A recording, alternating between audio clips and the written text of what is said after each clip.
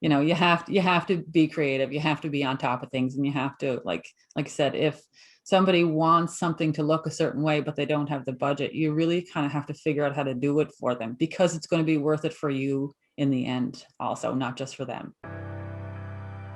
So the big question is this: how can small business owners like us in the floral industry overcome the greed of order gatherers and bypass the deceitful games played by wire services?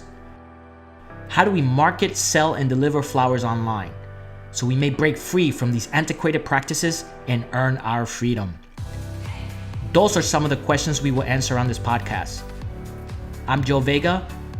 Welcome to Flower Shop Secrets. Watch now on YouTube. Like, subscribe, and ring the bell for new episodes. What's up, everybody? This is Joe Vega, and welcome to another Flower Shop Secret podcast. And today, I'll be speaking with Trinity Ings from Nova Scotia. Welcome to the show, Trinity. Hi, thank you. So I love talking to florists, and my favorite types of florists to talk to are the ones who are second, third, fourth generation florists. Right. Could you tell us how you and your family got started in the floral industry? Yeah, I was talking to my father this morning about it, just to make sure I didn't mess up any information. So my great grandfather opened in 1922. So Wow. he was a coal miner, and he started he built a greenhouse, and he decided he wanted to start selling flowers that he grew, and it picked up really well. And then he built another greenhouse, and then in the 40s, I believe that's when my grandfather took it over, and then he handed it to my dad. So it started out with just growing plants and flowers and that, and then they started importing in the 60s because it grew bigger. So they built onto the shop, and they built a retail space, and in the 60s it got nice and big. And he did say that they had to get the shipments in by train. So I was like, Wow. that's pretty cool. That doesn't happen anymore. Well, when the florist industry got started here, it was by telegraph too, right? Right. That's what a particular wire service is called. Used to be called anyway. Okay. The T was for telegraph. Oh, okay. Yeah. Okay. Yeah. Where did your great grandfather started the shop? It's in Sydney Mines in Cape Breton. It's a really Okay. small island in Nova Scotia. And like I said, he was a miner, coal miner in town, because that's what everybody did in Sydney Mines. That's why it's called Sydney Mines. Everybody was a miner. So I mean, it was why did he actually start? Did he ever tell you the reason why he started it? No No? reason. No, I guess he just kind of decided it was a hobby, and then it kind of, built from there. So the hobby turned into his business, and then that business turned into the family business. Yeah. They did have to close a few years ago, just because my father, my grandparents passed away, and my father had to retire and stuff like that. So they closed, and then I opened under my own name about 10 years ago. So what was the original name? Goodwin Nurseries. So you grew up in the floral industry, in a flower shop. I'm pretty sure there's tons of pictures of, when you were a kid in a flower shop. There are. Yeah. So what was that experience like? It was fun. It was I would never trade it for anything. It's just all of the memories there, because I have 3 sisters. So we would every Christmas get our pictures taken in the middle of all the poinsettias that my grandfather grew, and that was the tradition there. Like, we literally grew up in there. We were in there after school. We went to the shop. We hung out there. We would run home. We worked there. We started working way too young. But it was fine back then. Like, I'm in my 40s now, so it was back then. It didn't matter if you worked when you were 10. Yeah, I was about to say the age. It's funny. I actually, my father owned a grocery store in Brooklyn, New York, and we got here when I was 10, and that was my start of my professional career of just working as a professional. Because I started working at 10. Yeah. packing the fridge, Yeah. Just little things like that. I used to fill water picks, wash sweep, buckets. clean. Yeah. Yeah. Cool. So it's definitely in your blood. Yes, definitely. Yeah. That's fantastic. So it was the path. It's a path you were meant to take. So tell us about your business. You just opened up a shop a few years ago. Yeah. It's been open for 11 years now. Oh, okay. I tried a few things at first because, not really knowing how to own my own business, just working and, I knew how to do the job, but owning a business is a whole different ball game that I Yes, it is. figured out very quickly. Hmm. So, mistakes were made along the way. And I feel like now that it's like I figured out most of them. I'm sure I'm still making mistakes now, but I feel much more confident in owning the business now than I did 10 years ago, when you're bleeding money and you don't know how to fix it. There's the way you look at mistakes is there's no such thing as a mistake. They're just lessons, Right. right? Yeah, they're lessons. I learned so many lessons. Yes. Yeah. Well, as a business owner myself, I mean, you kind of have to go through that process, Yeah, really. because Yeah. it's good for you, and you end up, if you can make it out on the other side, you're better off because of it. Yeah. So, what success have you had in the past year? Obviously, the world changed about a Yes. year and a month ago. So, what has it been like for you? Well, it was pretty scary at first. But I kind of closed, and I decided to kind of hunker down and wait and see when everything first started and lockdowns first started. I didn't know what was going to happen, so I just waited patiently to see where everything was going, because I'm not retail. Like, I don't have a retail shop. So I do weddings, large events, graduations, like for colleges, funerals, like all of that stuff. So there's no retail shop. So everything got, no more funerals, no more weddings, no more graduations, no more prom, no more anything. So I was like, well, everything was just disappeared like in a day. It felt like it was like a snap of a finger and everything was gone. So I just kind of waited. And then once everything started again and people kind of got used to it and figured out how to work around things, it's actually, you got to take some good out of it. It's a horrible situation, but there was some good come from it, because most of my business is weddings.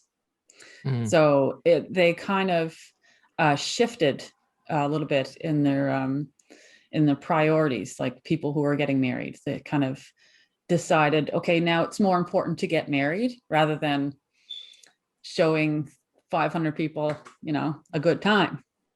Right. So now it's the wedding was more important. The ceremony is more important now and prettier. And, so it was a shift in their budget. And I kind of enjoyed making prettier ceremony spaces rather than, making 800 centerpieces as cheap as I can.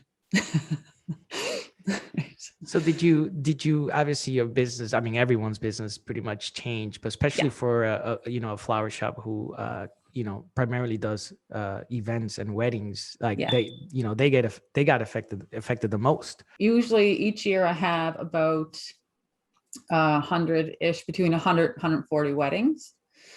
And then last year, once everything hit, of course, everybody canceled or pushed their wedding ahead a year, not knowing what to do. And then this year starting, it was really busy. But now that the cases are going back up, a lot of people who are traveling decided to push it ahead again another year. So I think it's going to be another sort of quiet year. But working with all of the venues and the different vendors last year, when we ended up doing about 30 weddings. But they ran really well. Everyone was really following the rules, and everyone we had such strict guidelines. I feel like the weddings went smoother than they usually do.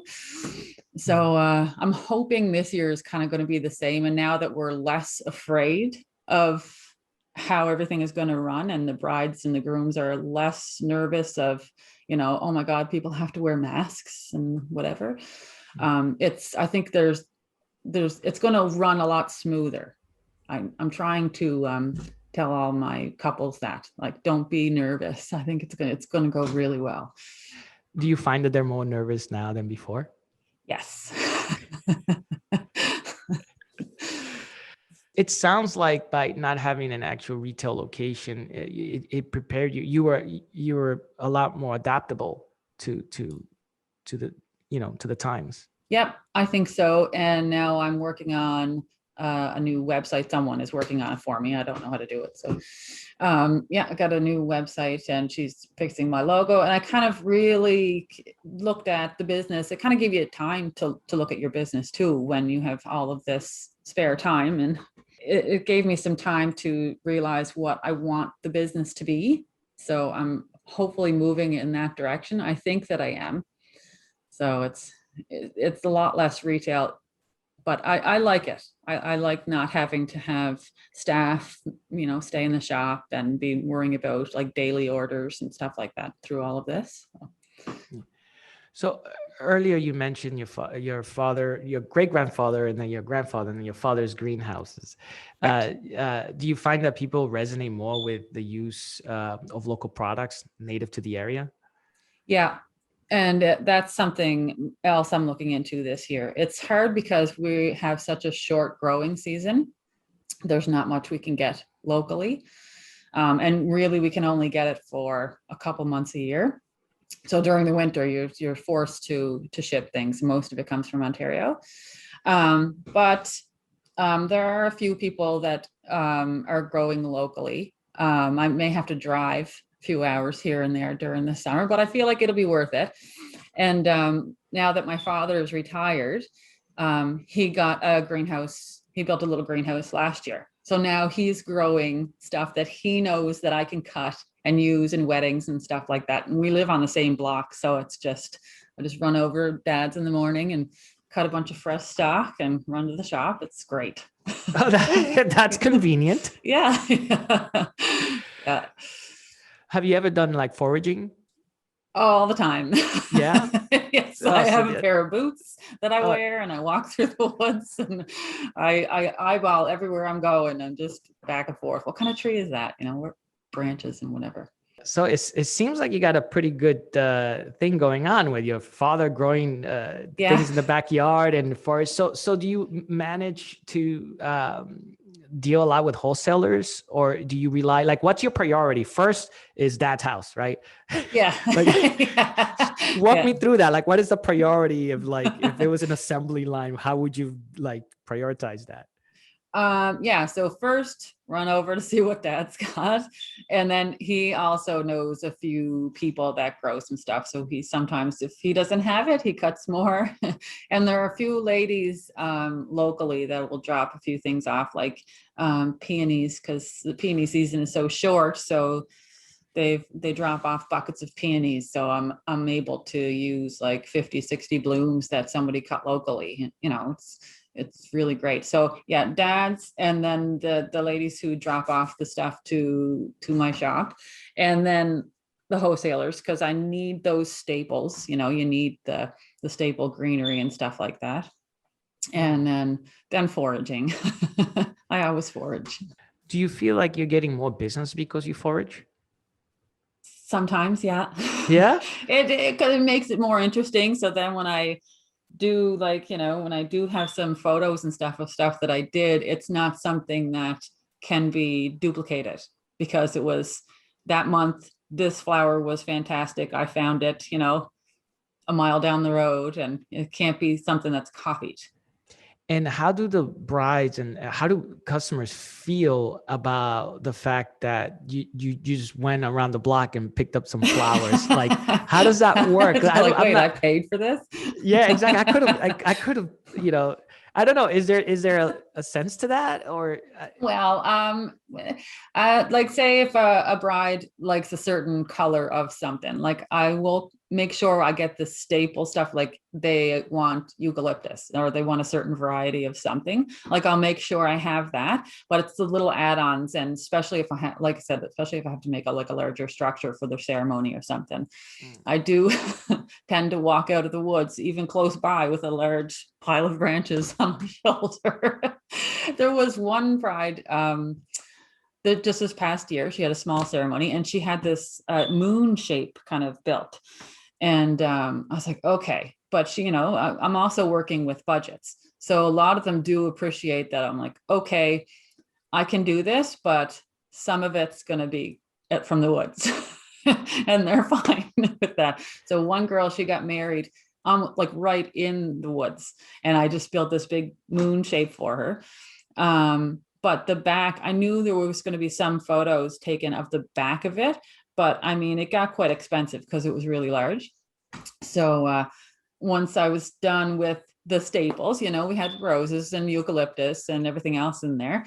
So I just kind of went into the woods and then filled the back of it with stuff that I found that matched, like kind of looked for, she like dried. So I looked for yellow leaves and stuff like that. And she knew that I did it and she had no problem with it. She just knew that it was going to keep her in her budget and it was going to make it look better.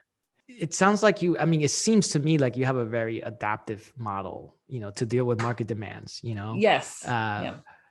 Is this what it takes to win these days? I mean, like overall, do florists, do they need to be more creative in order to succeed? I think so. Yeah, you can't, I don't think it's a smart thing to just kind of stay the same, all the time, and if something does happen that you need to go find something, I think you just kind of just should go for it. You have to be creative, you have to be on top of things, and you have to, like I said, if somebody wants something to look a certain way but they don't have the budget, you really kind of have to figure out how to do it for them, because it's going to be worth it for you in the end also, not just for them. Like, you don't try to make everybody happy, but you're also trying to do it for yourself, like, so that you can prove that, yes, we did this, because I want to do this big project, but neither one of us have the money to do it. I can't do it for free. So let's figure out how to do it. I'm sure they appreciate that. Yeah, I think so. Yeah, absolutely. So would you describe your designs as uniquely Cape Breton, or are you creating a unique brand for your work? I think that I'm trying to create a brand, and I do have a couple this summer, and they are traveling. I think they're from Ontario, but they were able to travel and they really wanted to get married here, but they were really adamant on making sure everything was local that I used. And I said, well, I think I can do that. I think I can get local for you. So I think that is part of the brand. Maybe it's like Cape Breton, just to make sure that you can tell that, some of the stuff is like from here, I can go, I know where all the good thistle is, and I can go get it if you really want something that's authentically from Cape Breton. How do you feel you need to continue to adapt in order to continue success? Like, do you think you got it down, or do you think that there's still some things you need to work on to be adaptable? Because you never know what can happen, right? Yeah. But you think you got it. Yeah. I don't know if I do. I'm trying. So I'm kind of, like I said, I'm changing the business slightly just recently. So I think that that's going to work and it's going to make me more adaptable. Right. So I'm leaning towards that, like leaning towards making sure that no matter what happens, that I still have my business, because I didn't realize how nice it was and how much I loved having my own business until until COVID happened. And then I was able to stay home with my children and just kind of make my own decisions. And yeah, it was nice, because I think all of us who own a business at some points through the year think, okay, this is it. I'm just going to go work for someone else. Like, this is ridiculous. Mm-hmm. I don't want to do this anymore. So, that thought does cross your mind sometimes, because it does get exhausting. But I did decide after all of this, yeah, exactly, it does.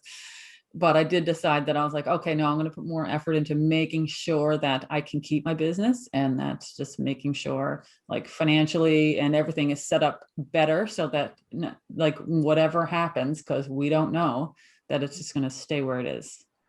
Absolutely. There's so much to owning a business. It's not mm-hmm. just what people see or employees see or customers see, right? There's a whole plethora of things you have to worry about and things that you're Yeah. accountable for, that is almost like invisible to everyone else, but to entrepreneurs or to business owners is like it weighs a lot on your shoulders, and you always have Yeah. to make sure that you're taking care of business, right? Yeah. Yeah. It's never, you open your eyes in the morning and it's, that's what you start thinking of until you're going to sleep and then you dream about it.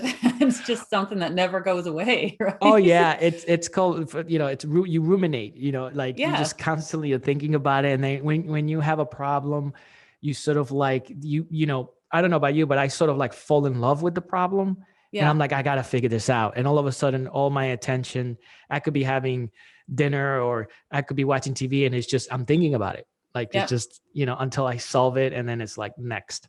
So Yep. Yeah, I cool. do the same when, especially when I have to make something that's different. I'm like, oh, okay, so I have to almost step away from it, and it's just always on your mind. So you're always thinking of it, and you don't know when you're just there's going to be that aha moment. You're like, I know how to do this now, but it's always there. So, in your opinion, are flowers becoming a bigger part of the wedding expression at the moment? Because since venues are less available, or people more focused on making what they have prettier through the use of more Yes, flowers? Is that the yeah, case? definitely, yeah. They're using smaller venues, so a lot of outdoor spaces, especially because of COVID, and the restrictions are a little bit less when it's an outdoor space. So they're leaning towards that more often.